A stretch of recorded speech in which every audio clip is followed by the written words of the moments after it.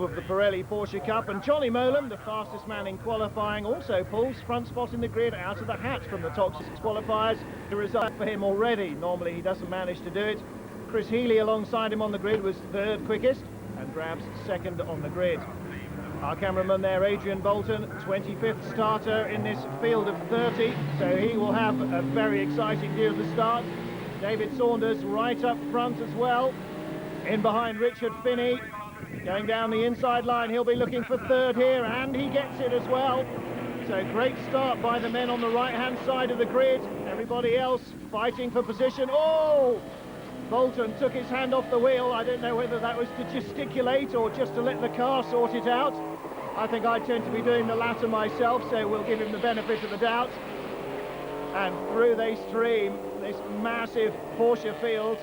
All three classes, such varied machinery and uniformly great racing. So Johnny Molan leads it in second place. Number 4, Richard Finney. Chris Healy has slipped up to third. Good recovery from the start by the second starting man. And there, that view from David Saunders in fourth place. There he goes. And they are piling through the bomb hole. And such a wide variety of cornering lines. Let's ride with Adrian Bolton. Bolton very tentative on the throttle in the 944, not quite sure how quick it should be on cold tyres in the first lap. Chasing the former champion Tom Segru, and these two battling not just for position here, but for the lead of Class 3 in the series. Oh dear, tyre smoke, gravel being spread, somebody's gone off there. Managed to drive through it in a way that single-seaters just don't. So through goes the leaders. And in fifth place there, oh dear, just about to mention Robert Babbicon, and so he puts on a performance for us, looking for the swathe into the cornfield, and then thinks better of it, decides the track will be a good place to go, and round goes number 34 as well, Dave Bennett. We've seen him rotate a few times this season. I'm afraid trying to avoid everybody else's problems, around he went again. So the battle for the lead, 97 is Johnny Molan, number 4 is Richard Finney. Finney right on his heels.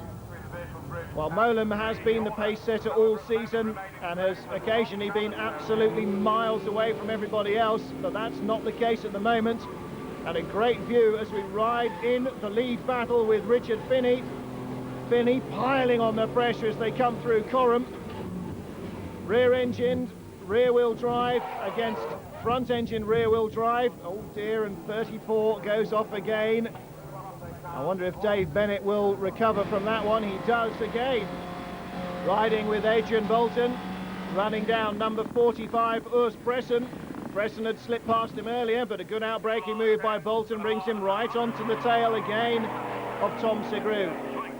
So look at this battle for the lead. Molan fighting the AFN machine all the way through the corner there at Riches. On full power through Sia. Oh, and running a long way off onto the very rough stuff. Number 2, Chris Healy. But he keeps it under control, keeps the power on, doesn't try and fight it back onto course too quickly. Back down the order, some great scraps going on here. Tyres howling in protest, but they hold on. And so it is at the front as well.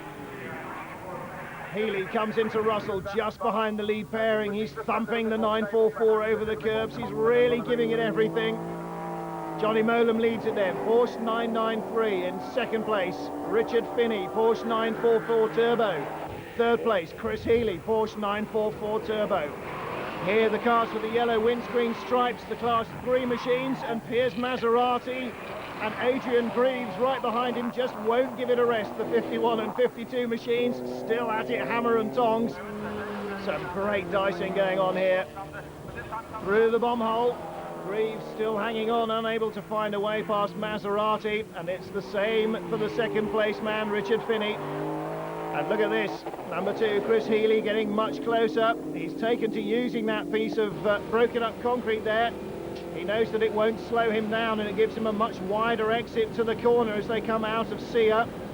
Single seaters will not take that sort of treatment, but the greater ground clearance on these cars mean that that is entirely possible. into the S's, on the brakes, down the gearbox, back onto the power again now as they rush up towards the bomb hole. Change up another gear, turn in, and here is Robert Babbicon, and right behind him the number 8 machine of Mike Salmon. So Babbicon, the former champion, and Mowlem, the man who would be king this season. Certainly it's hard to imagine that he will not end this race as the champion for 1997. Continues on his way, still under pressure from the two 944s though. Such different concepts behind these two cars and such a long age gap between their origins.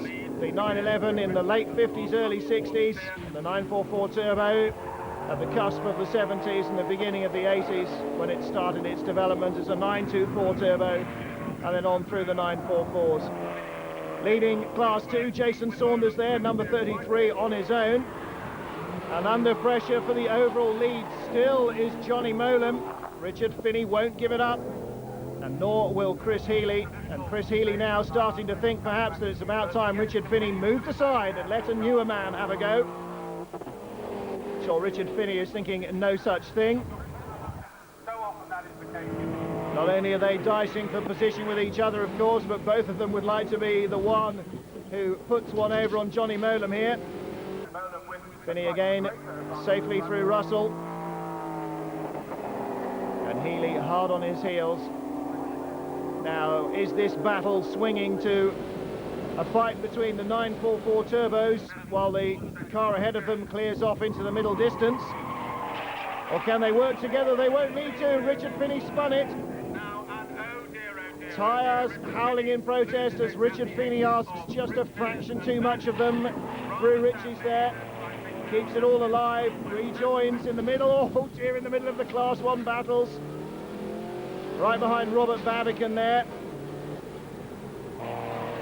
Well, Babbicon zooms past him as Finney picks another gear and gets back up to speed. So now work to do for Richard Finney, and a move by the number 22 machine of David Jones. Oh, and contact as he hits David Saunders.